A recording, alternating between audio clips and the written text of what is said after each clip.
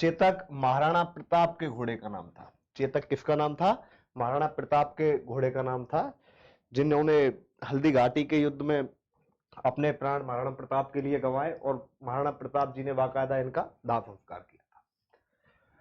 अगला आता है भारतीय सेना के मुख्य लड़ाकू टैंक का नाम क्या है? देखो, अग्नि अग्नि टैंक नहीं है, ध्यान रखना, अग्नि मिसाइल है। अग्नि 5 तक भारत बना चुका है, अग्नि 6 पर काम चल रहा है। अर्जुन टैंक, जो भारतीय सेना का मुख्य लड़ाकू टैंक है, वो क्या है?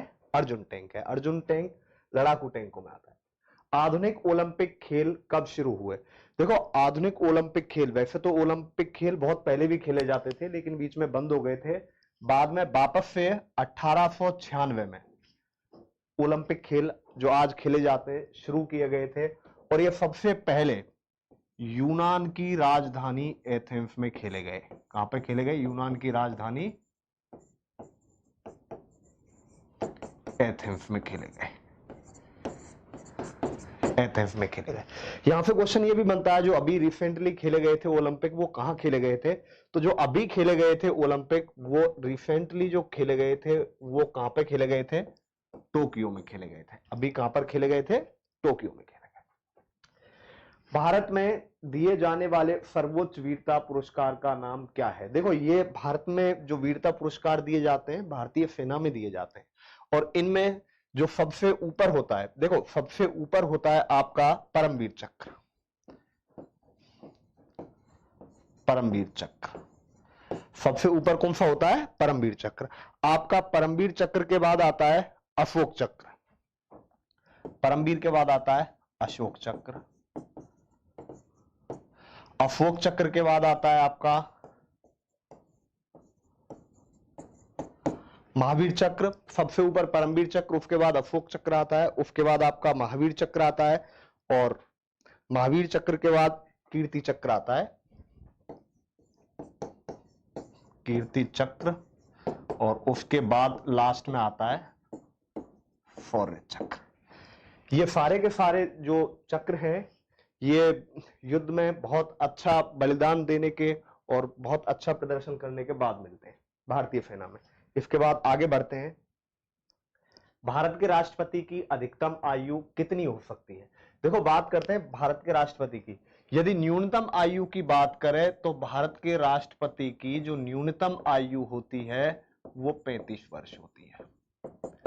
न्यूनतम आयु 35 वर्ष होनी चाहिए, लेकिन अधिकतम आयु का कोई प्रावधान नहीं है हमारे संविधान में। तो भारत के राष्ट्रपति की जो अधिकतम आयु है वो कितनी भी हो सकती है। भारत के द्वारा भेजा गया पहला उपग्रह कौन सा था?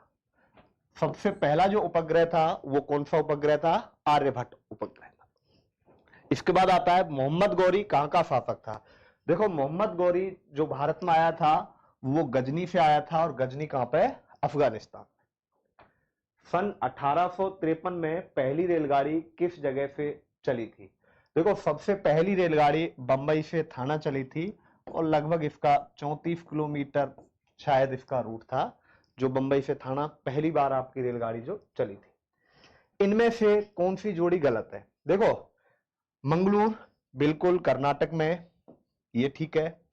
कांदला कांदला आपका कच्छ जिले में गुजरात में, ये भी ठीक है। पारादीप उड़ीसा में, ये भी ठीक है। देखो, मीनाक्षी मंदिर आंध्र प्रदेश में, ये आपका गलत है। जो मीनाक्षी मंदिर है ये आपका मंदसौर तमिलनाडु में, मदुरई में, तमिलनाडु में मीनाक्षी मंदिर है आपका मदुरई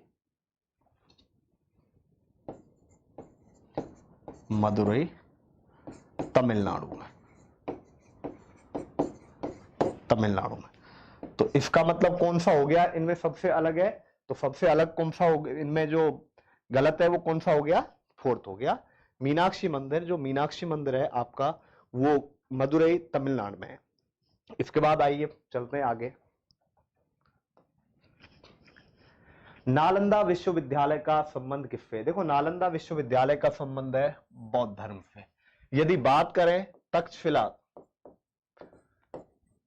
तक्षशिला में दोनों ही आते थे, हिंदू और बौद्ध धर्म।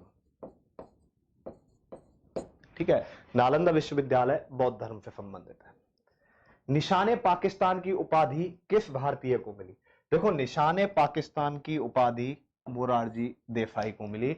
मोरारजी देसाई निशाने पाकिस्तान, जिस तरीके से हमारे भारत का सबसे बड़ा जो नागरिक सम्मान है वो भारत रत्न है, इसी तरह से पाकिस्तान का जो सबसे बड़ा जो वहां का पुरस्कार है वो निशाने पाकिस्तान है।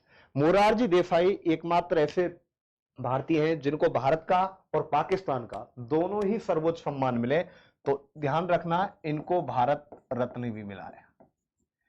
एक प्रधानमंत्री और है ऐसे, इंदिरा गांधी, जिनको बांग्लादेश का सर्वश्रेष्ठ पुरस्कार मिला हुआ है और आपने भारत का भी मिला हुआ है। लेकिन जब भारत और पाकिस्तान की बात आए तो कौन से हो गए? मोरारजी देसाई। बिरजू महाराज का नाम किसके लिए जाना जाता है? देखो, बिरजू महाराज कथक नृत्य के लिए प्रसिद्ध हैं, जो कि कथक नृत्य। खिलाफत आंदोलन को किससे जोड़कर देखा जाता है?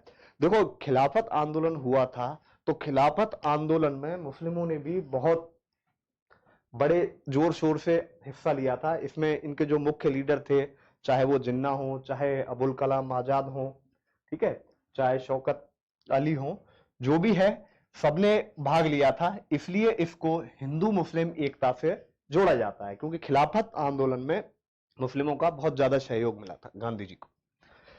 गुलाबी नगर किसे कहा जाता है? देखो, गुलाबी नगर सबसे पहले आते हैं जयपुर। देखो, जयपुर को गुलाबी नगर या पिंक सिटी कहते हैं, पिंक सिटी या गुलाबी नगर। भारत का पेरिस भी इससे कहते हैं। भारत का क्या बोलते हैं इसको? पेरिस। उदयपुर झीलों का शहर है, ये अपने राजस्थान में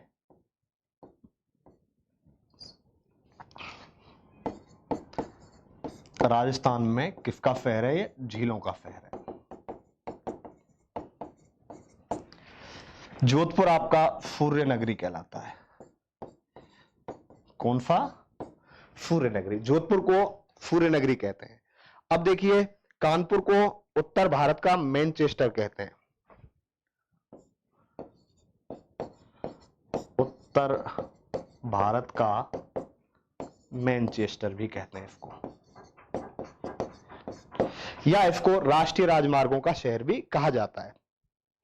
क्या कहा जाता है? राष्ट्रीय राजमार्गों का शहर भी कहा जाता है, चौराया। या इसको हम बोलते हैं राष्ट्रीय राजमार्गों का चौराहा। राष्ट्रीय राजमार्गों का चौराहा भी कहा जाता है। देखो, ये जो उपनाम वाले क्वेश्चन है बहुत ज्यादा पूछे जाते हैं। बहुत सारे ऐसे हैं, जैसे मुंबई है, आर्थिक राजधानी कहा जाता है, दिल्ली है, बहुत सारे ऐसे शहर हैं जिनके उपनाम है, और काफी शहरों के पुराने नाम भी आप याद रख लेना। यहां से क्वेश्चन बहुत ज्यादा आता है। नदियां हैं, नदियों के भी उपनाम है, तो वो भी आपके एग्जाम में क्वेश्चन आते हैं। इसके बाद चलिए आगे बढ़ते हैं। इसके बाद आते हैं सामान्य विज्ञान पे। देखो, सामान्य विज्ञान में सबसे पहला क्वेश्चन है, हाइड्रोजन बम का मूल सिद्धांत क्या है? देखो, हाइड्रोजन बम में होता क्या है, दो हाइड्रोजन के परमाणु मिलकर हीलियम बनाते हैं और उससे बहुत सारी ऊर्जा निकलती है। तो इसका मतलब दो परमाणु मिल रहे हैं, तो इसका मतलब कौन सी हो गई? नाभिकीय संलयन। विखंडन में जब अलग अलग होते हैं तो वो नाभिकीय विखंडन होती है। आपका हाइड्रोजन बम है वो किस सिद्धांत पर आधारित है? नाभिकीय संलयन पे। परमाणु विखंडन पे आपकी परमाणु भट्टी है या आपका परमाणु बम है, वो किस पे आधारित है? नाभिकीय विखंडन पे। यहां पे न्यूट्रॉन उत्सर्जित होते हैं। अब इसके बाद आप क्रिया प्रतिक्रिया का नियम, गति का कौन सा नियम है? देखो, गति का पहला नियम आपका होता है जड़त्व का नियम। कौन सा होता है? जड़त्व का नियम। जड़त्व का नियम मतलब यदि कोई भी व्यक्ति है या कोई वस्तु है गतिशील अवस्था में, वो तब तक गतिशील रहेगी जब तक उस पर कोई बाहरी बल आरोपित नहीं किया जाए। जैसे आप मान लो किसी व्हीकल में चल रहे हो और उतर रहे हो आप चलती हुए व्हीकल से, तो आप कुछ दूरी तक उसके साथ ही चलोगे, जब तक नहीं रुकोगे तब तक बाहरी बल नहीं लगाया जाए। दूसरा नियम आता है आपका संवेग का नियम। संवेग का नियम, किसी भी वस्तु का संवेग उस पर आरोपित बल के समानुपाती होता है। जैसे हम क्रिकेट में कैच पकड़ते हैं, तो कैच पकड़ते हैं तो हम क्या, हाथ को पीछे की तरफ खींचते हैं फंबेग को कम करने के लिए, जिससे क्या है, गेंद का वेग कम हो जाता है और हाथ में लगती नहीं है, कम लगती है, ये बोल सकते हैं। क्रिया प्रतिक्रिया का नियम कौन सा है? तीसरा नियम। क्रिया प्रतिक्रिया का नियम कौन सा नियम है? तीसरा। तो ध्यान रखना, न्यूटन की गति के नियम है, इन पर आधारित एग्जाम्पल भी है, तो यहां से क्वेश्चन बहुत ज्यादा आते हैं। क्रिया प्रतिक्रिया का नियम मतलब आप जैसे बंदूक चला रहे हो तो बंदूक पीछे की तरफ झटका मारती है, तो ये किसका एग्जाम्पल है? न्यूटन की गति के तीसरे नियम का है। मानव शरीर की सबसे बड़ी ग्रंथि कौन सी है? मानव शरीर की सबसे बड़ी ग्रंथि कौन सी है? तो देखो, सबसे बड़ी ग्रंथि यकृत, सबसे छोटी ग्रंथि है आपकी पिट्यूटरी। कौन सी है? सबसे छोटी ग्रंथि है। और देखो, थायराइड ग्रंथि की बात करें तो ये आपकी सबसे बड़ी अंतःस्त्रावी ग्रंथि है। कौन सी है? सबसे बड़ी अंतःस्त्रावी। सबसे बड़ी अंतःस्त्रावी ग्रंथि कौन सी है? थायराइड ग्रंथि है। इसके बाद आते हैं सोडियम बाइकार्बोनेट। देखो, सोडियम बाइकार्बोनेट मतलब NaHCO3। सोडियम बाइकार्बोनेट का घरेलू नाम क्या है? देखो, इसको हम बैंकिंग सोडा भी बोलते हैं, बैंकिंग सोडा, या इसको हम मीठा सोडा भी बोलते हैं। बैंकिंग सोडा भी कहते हैं, मीठा सोडा भी कहते हैं। बहुत सारे व्यंजन ऐसे हैं जिनमें हम बैंकिंग सोडा या मीठा सोडा काम में लेते हैं। तो सोडियम बाइकार्बोनेट कौन सा हो गया आपका? खाने का सोडा। कपड़े धोने का सोडा आपका है Na2CO3। Na2CO3।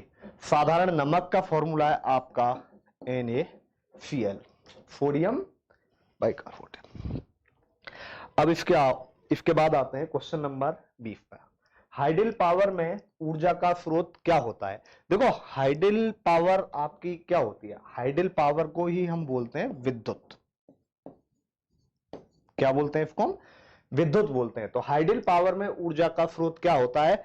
देखो, हाइडल पावर हमेशा या विद्युत हमेशा जो हमारा जल होता है, जल के वेग से, जो जल की गतिज ऊर्जा से हमें प्राप्त होती है, वो हाइडल पावर होती है।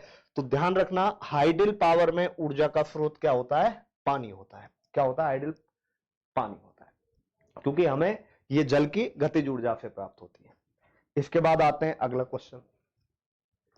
इंसुलिन शरीर में किस अंग से स्त्रावित होती है? अब देखो, यहां इंसुलिन हार्मोन है जो आपका शरीर में कहां से स्त्रावित होती है? तो इसका आंसर होगा अग्नाशय। ठीक है, यकृत से आपकी पित्रफ होती है। इंसुलिन शरीर में किस अंग से स्त्रावित होती है? तो ये कहां से? अग्नाशय। हाइड्रोजन गैस धातुओं से क्रिया करके बनाती है। हाइड्रोजन गैस धातुओं से क्रिया करके, हमेशा ध्यान रखना, हाइड्राइड बनाती है। क्या बनाती है? हाइड्राइड। अब आता है, देखो, परमाणु भट्टी में शीतलक के रूप में काम आता है। परमाणु भट्टी में शीतलक के रूप में क्या काम आता है? तो बताइए क्या काम आता है? एक बार देखते हैं। परमाणु भट्टी में शीतलक के रूप में काम आता है, तो इसका आंसर होगा, देखो, या तो भारी पानी है या साधारण पानी है। हमेशा ध्यान रखना, यहां कंफ्यूज होने की जरूरत नहीं है। साधारण पानी आपका शीतलक के रूप में आता है और भारी पानी आपका नहीं आता है, यह आता है मंदक के रूप में आता है। साधारण पानी आता है किसके रूप में? आपका शीतलक के रूप में काम आता है। अब देखो, यहां पे बात आती है कि शीतलक का मतलब क्या होता है। देखो, शीतलक का मतलब होता है आपका, जब परमाणु भट्टी में जो परमाणु विखंडन होते हैं, जो ऊर्जा होती है, उस ऊर्जा को अवशोषित करने के लिए या तो साधारण पानी या आपका तरल सोडियम काम में लेते हैं, तरल सोडियम भी काम में लेते हैं, या हम वायु काम में लेते हैं। भारी पानी मंदक के रूप में। देखो, मंदक क्या होता है? न्यूट्रॉनों की गति को कम करने के लिए, न्यूट्रॉनों की गति को कम करने के लिए हम या तो भारी पानी काम में लेते हैं या फिर कैडमियम की छड़ लेते हैं। कैडमियम की क्या लेते हैं? छड़। भारी पानी का फॉर्मूला होता है D2, या तो भारी पानी लेते हैं या फिर हम कैडमियम की छड़ भी लेते हैं काम में, और एक ग्रेफाइट भी लेते हैं। बहुत ज्यादा आता है यहां पे क्वेश्चन ग्रेफाइट। तो ध्यान रखना, यदि परमाणु भट्टी में मंदक की बात करें, देखो मंदक का मतलब है जो न्यूट्रॉनों की बौछार होती है, न्यूट्रॉनों की गति कम करने की काम में आते हैं कैडमियम की छड़, भारी जल और ग्रेफाइट। और शीतलक के रूप में, शीतलक के रूप में क्या काम आता है आपका, साधारण पानी, तरल सोडियम और वायु काम आती है। शीतलक का मतलब है उसकी ऊर्जा को अवशोषित करने के काम में। इसके बाद आते हैं रक्त का दबाव मापने में काम आता है। देखो रक्त का दबाव मापने में काम आता है यहां पे आपके, ये तो हो गया ईसीजी, इलेक्ट्रोकार्डियोग्राम। ये आता है आपका हार्ट के लिए या दिल के लिए हम कहें, ईसीजी ये आता है किसके लिए, दिल के लिए काम आता है,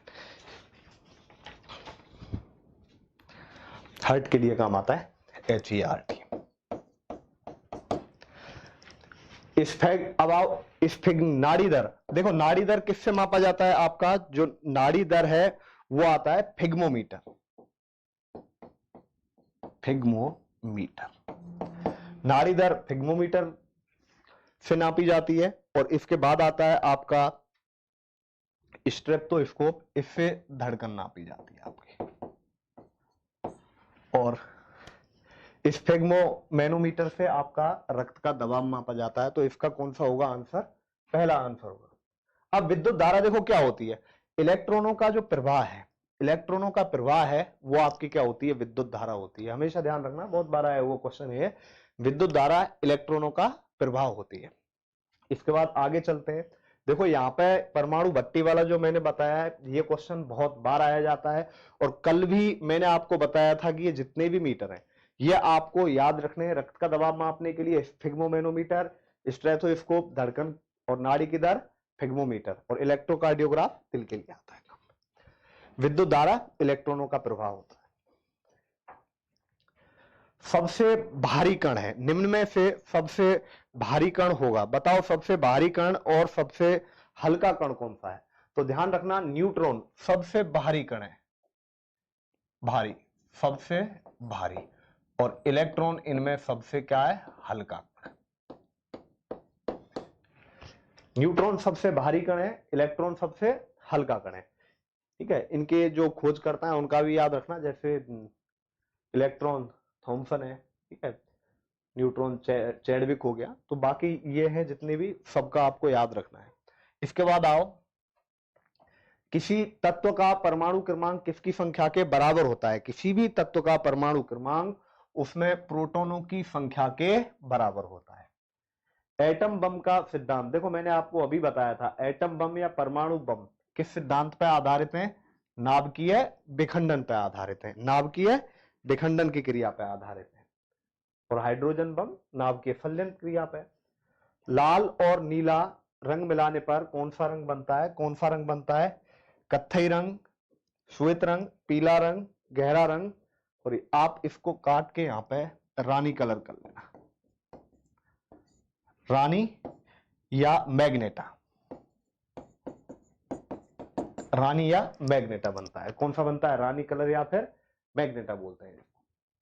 एड्स किसके द्वारा फैलता है, देखो मैंने कल आपको बताया, रोगों से संबंधित क्वेश्चनों को ध्यान रखना। कौन सी बीमारी वायरस की है, कौन सी कीटाणु की है, कौन सी फंगस की है, कौन सी बैक्टीरिया की है, ये हमारे साइंस के सर ने आपको बहुत बढ़िया तरीके से क्लास में बता दिया होगा। अब आता है सबसे पहले एड्स।